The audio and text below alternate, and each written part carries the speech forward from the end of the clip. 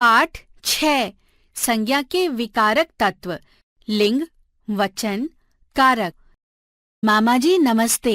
मामी जी नमस्ते। नाना जी ने जिज्ञासा और प्रेरित को समझाते हुए बताया, विकारी शब्द वे शब्द होते हैं जिनका रूप परिवर्तित होता रहता है।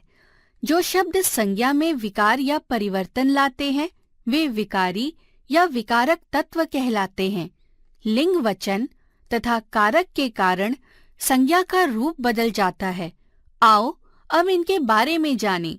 लिंग। नाना जी ने मामा जी और मामी जी के जाने के बाद जिज्ञासा और प्रेरित को समझाया कि मामा जी पुरुष जाति का बोध करा रहे हैं, मामी जी स्त्री जाति का बोध करा रही हैं। जो संज्ञा शब्द स्त्री या पुरुष जाति का बोध कराते हैं उन्हें लिंग कहते हैं। लिंग के भेद। लिंग के दो भेद होते हैं। पहला, पुल्लिंग।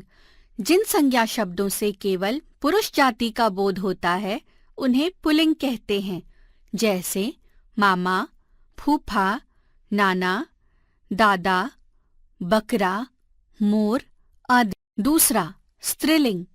जिन संज्ञा शब्दों से केवल स्त्री जाति का बोध होता है उन्हें स्त्रीलिंग कहते हैं, जैसे मामी, बुआ, नानी, दादी, बकरी, मोरनी आदि।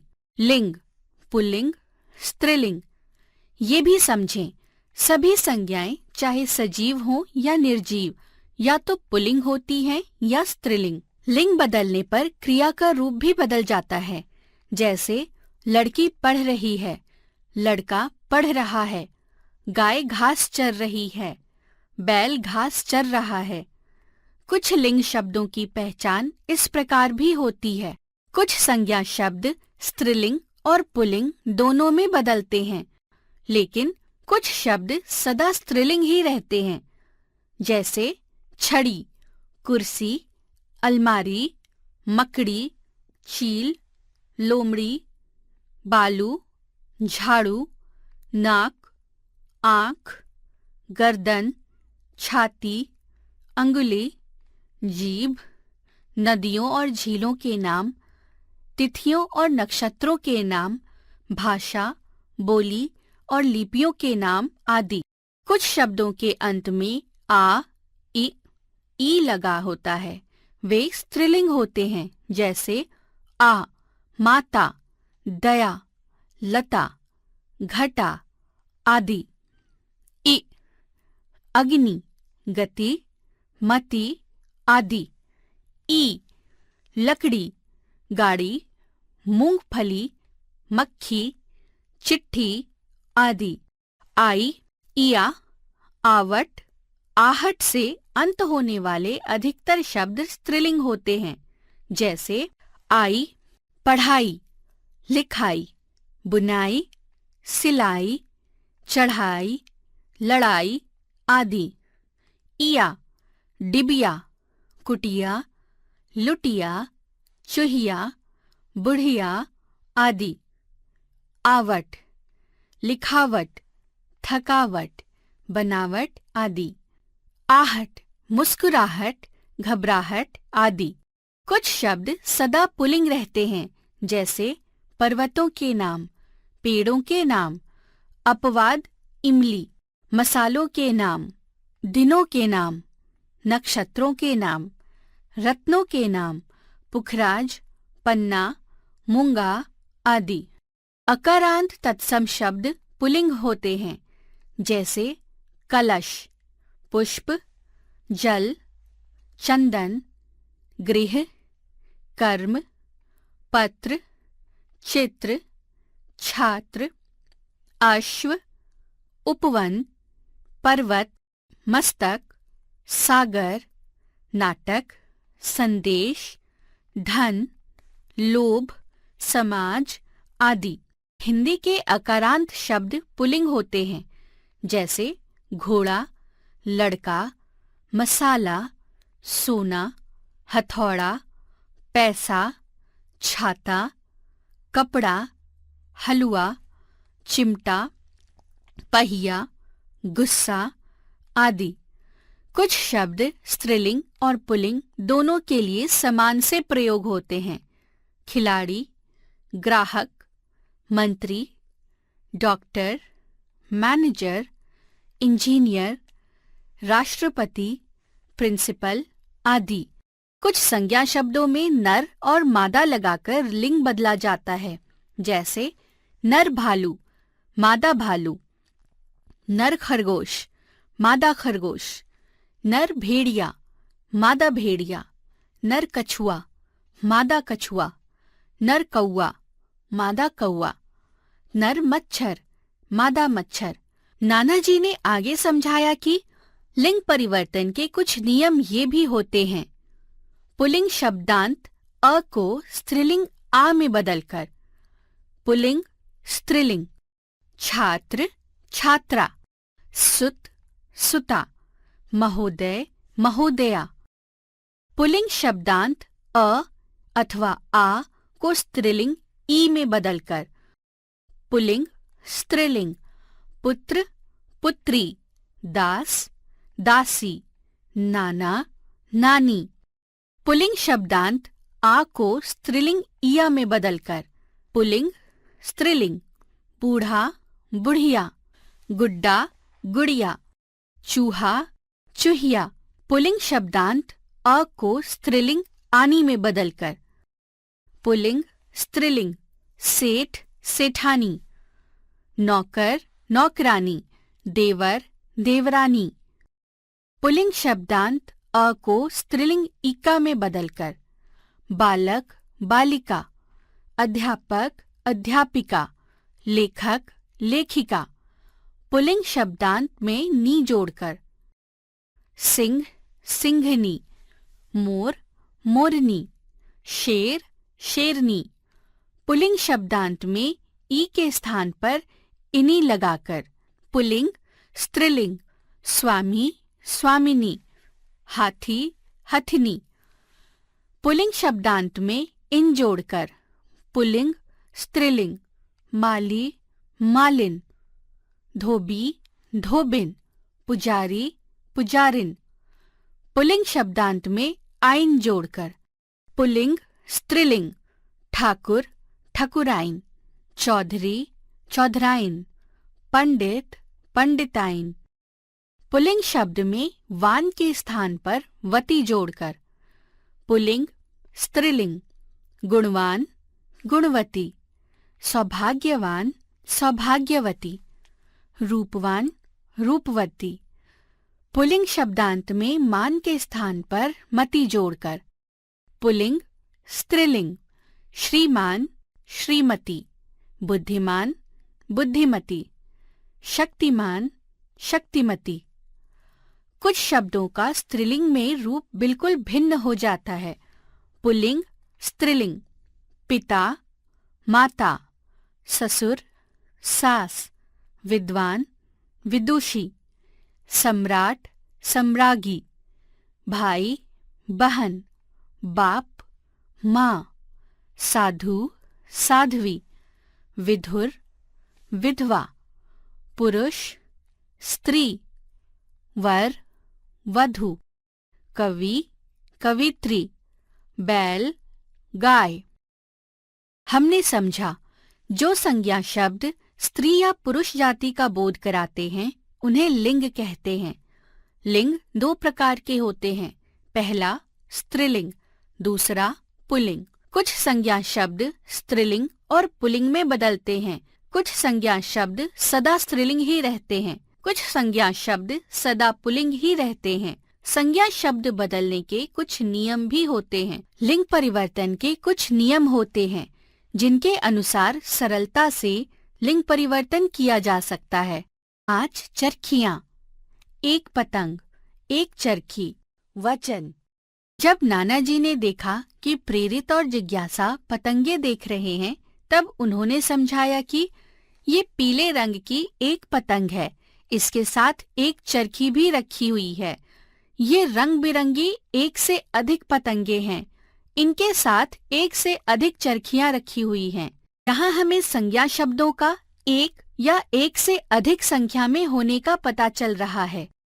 जिन संज्ञा शब्दों से उनके एक या एक से अधिक होने की संख्या का पता चले उसे वचन कहते हैं। वचन के भेद। वचन निम्नलिखित दो प्रकार के होते हैं। पहला, एक वचन। शब्द के जिस रूप से प्राणी अथवा वस्तु के संख्या में एक होने का पता चले उसे एक वचन कहते हैं, जैसे लड़का, पत्ता, घोड़ा आदि। दूसरा, बहुवचन। शब्द के जिस रूप से प्राणी अथवा वस्तु के संख्या में एक से अधिक होने का पता चले उसे बहुवचन कहते हैं, जैसे लड़के, पत्ते, घोड़े आदि। कुछ शब्दों के वाक्य में प्रयोग होने पर वचन के साथ उनकी क्रिया भी बदल जाती है, जैसे एक वचन, बहुवचन। लड़का पढ़ रहा है, लड़के पढ़ रहे हैं। पत्ता गिर रहा है, पत्ते गिर रहे हैं। घोड़ा दौड़ रहा है, घोड़े दौड़ रहे हैं। कुछ शब्द ऐसे भी होते हैं जिनके वचन नहीं बदलते, जैसे पिता, योद्धा, चाचा, बाजार आदि। कुछ शब्द सदा एक वचन में प्रयुक्त होते हैं, जैसे पानी, भोजन, दूध, तेल, बारिश आदि। आदर देने के लिए भी एक वचन को बहुवचन में प्रयोग करते हैं, जैसे चाचा जी घर आ रहे हैं। कुछ शब्द हमेशा बहुवचन में ही प्रयोग होते हैं, जैसे हस्ताक्षर, आंसू, प्राण, दर्शन आदि। कुछ शब्द एक वचन और बहुवचन में समान रहते हैं, लेकिन जब उन शब्दों के साथ ने, से, में, पर आदि कारक चिन्ह जुड़ता है तब उनके वचन बदल जाते हैं, जैसे एक वचन, बहुवचन, ने, से, में, पर लगने से वचन बदलना। नीम का पेड़ हरा है, नीम के पेड़ हरे हैं। नीम के पेड़ों पर हरे पत्ते आ गए। मेरा घर बड़ा है, हमारे घर बड़े हैं। हमारे घरों में बड़ा सा आंगन है। सिपाही युद्ध लड़ रहा है, सिपाही युद्ध लड़ रहे हैं। सिपाहियों ने युद्ध जीता। आगे नाना जी ने समझाया कि वचन बदलने के कुछ नियम भी होते हैं, जो इस प्रकार हैं। अकारांत स्त्रीलिंग शब्दों में अंतिम अ को ए कर दिया जाता है, जैसे एक वचन, बहुवचन। रात, रातें। बात, बातें। आँख, आँखें।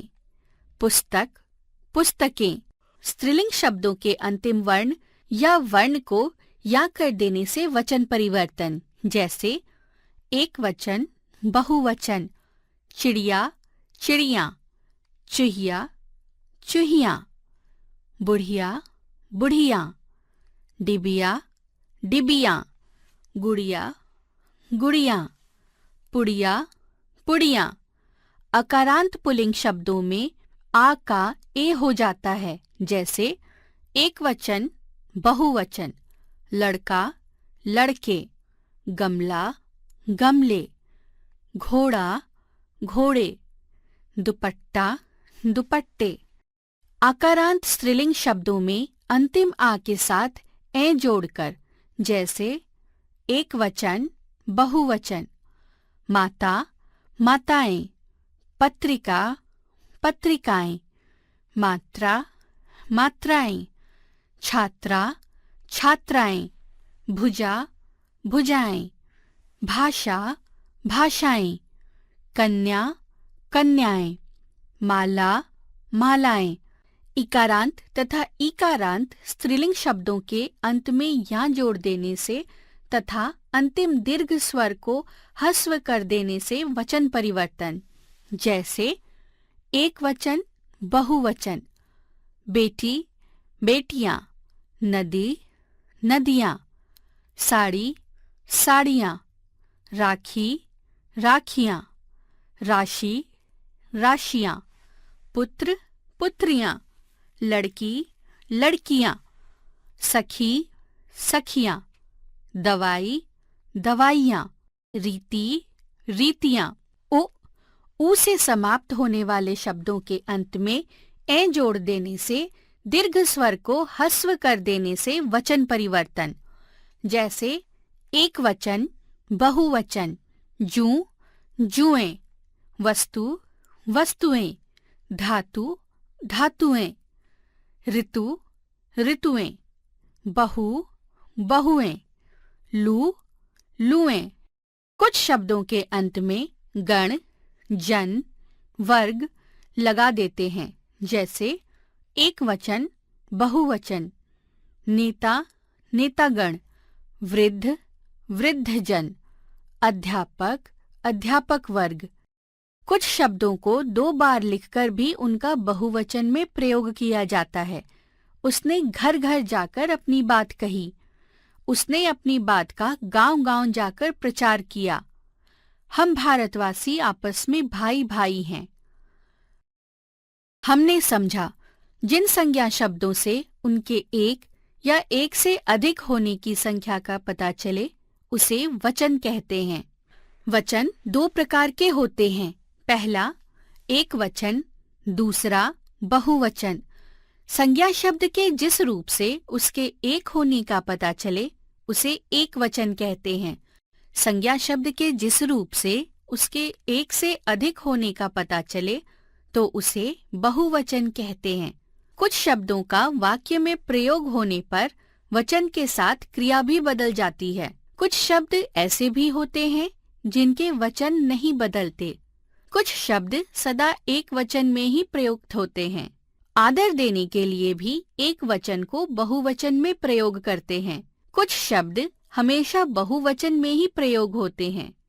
कुछ शब्द एक वचन और बहुवचन में समान रहते हैं, लेकिन जब उन शब्दों के साथ ने, से, में, पर आदि जुड़ता है, तब उनके वचन बदल जाते हैं। वचन बदलने के कुछ नियम भी होते हैं, जिनके प्रयोग से हम आसानी से वचन बदल सकते हैं। कारक। पेड़ की शाखा पर बंदर बैठा है। बंदर ने शाखा को हिलाया। नाना जी ने ऊपर दिए गए वाक्य बोलकर प्रेरित और जिज्ञासा को समझाया कि प्रेरित और जिज्ञासा, मैंने वाक्य बोले। पेड़ की शाखा पर बंदर बैठा है। बंदर ने शाखा को हिलाया। इन वाक्यों में की, पर, ने, को शब्द आए हैं। यदि की, पर, ने, को हटाकर देखें, तब वाक्य होंगे पेड़, शाखा, बंदर बैठा है। बंदर शाखा हिलाया। वाक्यों में से ये शब्द हटाने पर वाक्य स्पष्ट रूप से समझ में नहीं आ रहे हैं और सुनने में अटपटे से लग रहे हैं। वाक्यों में की, पर, ने, को शब्द वाक्यों को जोड़ रहे हैं। हिंदी व्याकरण में इन शब्दों को कारक चिन्ह या विभक्ति चिन्ह कहते हैं। ये विभक्ति चिन्ह किसी भी वाक्य को आपस में जोड़ने का काम करते हैं। इन चिन्हों से प्राप्त उत्तर संज्ञा या सर्वनाम का क्रिया या अन्य पदों के साथ संबंध स्पष्ट कर रहे हैं। यही कारक कहलाते हैं। संज्ञा या सर्वनाम के जिस रूप से उसका संबंध वाक्य के अन्य शब्दों के साथ ज्ञात हो, उसे कारक कहते हैं। विभक्ति चिन्हों के आधार पर कारक के 8 भेद होते हैं। पहला, कर्ता कारक। दूसरा, कर्म कारक। तीसरा, करण कारक। चौथा, संप्रदान कारक। पांचवा, अपादान कारक। छठा, संबंध कारक। सातवां, अधिकरण कारक। आठवां, संबोधन कारक। इन सभी कारकों के अपने अपने कारक चिन्ह होते हैं, जैसे कारक एवं उनके विभक्ति चिन्ह, क्रम संख्या, कारक का नाम, विभक्ति चिन्ह। वाक्य में विभक्ति चिन्हों का प्रयोग। पहला, कर्ता कारक। ने, सहायक ने घंटी बजाई। दूसरा, कर्म कारक। को, माता ने पुजारी जी को प्रणाम किया। तीसरा, करण कारक। से, के द्वारा गार्ड ने डंडे से सांप को मारा। गीता रेलगाड़ी के द्वारा बनारस गई। चौथा, संप्रदान कारक। को, के लिए माँ ने पुजारी जी को दक्षिणा दी। पिताजी पुत्र के लिए नई साइकिल ले आए। पांचवा, अपादान कारक। से, अलग होना, पेड़ से पत्ते गिरते हैं। छठा, संबंध कारक। का, के, की, रा, रे, री। यह पुस्तक मोहन की है, वह मेरी कलम है। 7वां अधिकरण कारक में, पर। मछली पानी में तैरती है, तोते डाल पर बैठे हैं। 8वां संबोधन कारक, हे, अरे, हे राम मेरी सहायता करना, अरे तुम फिर आ गए। नाना जी ने इन कारकों के चिन्ह बताकर इनका वाक्य में प्रयोग समझाया। पहला कर्ता कारक, कर्ता का अर्थ है काम करने वाला, इसका विभक्ति चिन्ह है ने। रक्षा ने पाठ पढ़ा, यहाँ रक्षा करता है। कर्म कारक, कर्ता द्वारा किए गए कार्य का प्रभाव जिस पर पड़ता है उसे कर्म कारक कहते हैं। इसका विभक्ति चिन्ह है को। माँ ने शिशु को खाना खिलाया, माँ शिशु को खाना खिलाने का काम कर रही है। शिशु पर क्रिया का प्रभाव पड़ने के कारण शिशु कर्म कारक है। तीसरा करण कारक, कर्ता द्वारा क्रिया को करने के लिए जिस साधन का प्रयोग किया जाता है वही करण कारक होता है। इसके विभक्ति चिन्ह है से, के द्वारा। गीता चम्मच से चावल खाती है, गीता करता है, चम्मच से चावल खा रही है, यहाँ चम्मच साधन है, यह करण कारक है। चौथा संप्रदान कारक, जिसके लिए क्रिया की जाए वह संप्रदान कारक होता है। इसके विभक्ति चिन्ह है के लिए को। राधा ने सीमा को किताब दी, नयन मोहन के लिए गन्ना लाया, यहाँ सीमा और मोहन के लिए क्रिया की जा रही है, ये संप्रदान कारक है। आगे नाना जी ने समझाया कि 5वां अपादान कारक, इसमें अलग होने के भाव का पता चलता है। इसका विभक्ति चिन्ह है से। पेड़ से पत्ता गिर रहा है, माधव बस से उतर गया, यहाँ पेड़ से पत्ता अलग होने के भाव का पता चल रहा है।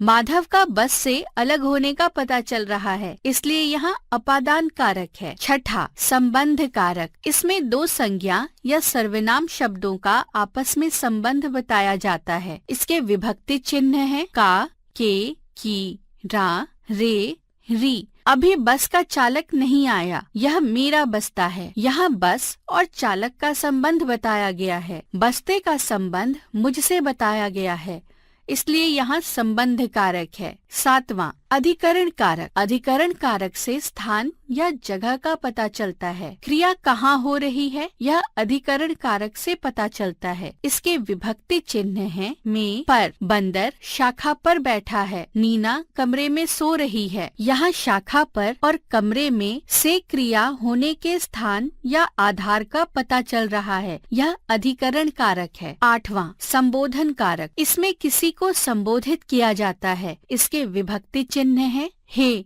अरे, हे प्रभु मेरी सहायता करना, अरे तुम आ गए। यहाँ किसी न किसी को संबोधित करके बोला जा रहा है, यह संबोधन कारक है। हमने समझा संज्ञा या सर्वनाम के जिस रूप से उसके संबंध वाक्य के अन्य शब्दों के साथ ज्ञात हो उसे कारक कहते हैं। कारक के 8 भेद होते हैं। पहला कर्ता कारक, दूसरा कर्म कारक, तीसरा करण कारक, चौथा संप्रदान कारक, 5वां अपदान कारक, छठा संबंध कारक, 7वां अधिकरण कारक, 8वां संबोधन कारक। इन सभी कारकों के अपने अपने अलग कारक चिन्ह होते हैं। कर्ता कारक, कर्ता का अर्थ है काम करने वाला, इसका विभक्ति चिन्ह है ने। कर्म कारक, जिस पर कर्ता द्वारा की गई क्रिया का प्रभाव पड़े, इसका विभक्ति चिन्ह है को। करण कारक, कर्ता द्वारा क्रिया को करने के लिए जिस साधन का प्रयोग किया जाता है वही करण कारक होता है। इसके विभक्ति चिन्ह है से, के द्वारा। संप्रदान कारक, जिसके लिए क्रिया की जाए वह संप्रदान कारक होता है। इसके विभक्ति चिन्ह है के लिए को। अपादान कारक में अलग होने का भाव पता चलता है, इसका विभक्ति चिन्ह है से। संबंध कारक में दो संज्ञा या सर्वनाम शब्दों का आपस में संबंध बताया जाता है, इसके विभक्ति चिन्ह है का, के, की, रा, रे, री। क्रिया कहाँ हो रही है यह अधिकरण कारक से पता चलता है, इसके विभक्ति चिन्ह है में, पर। संबोधन कारक में किसी को संबोधित किया जाता है, इसके विभक्ति चिन्ह है हे, अरे।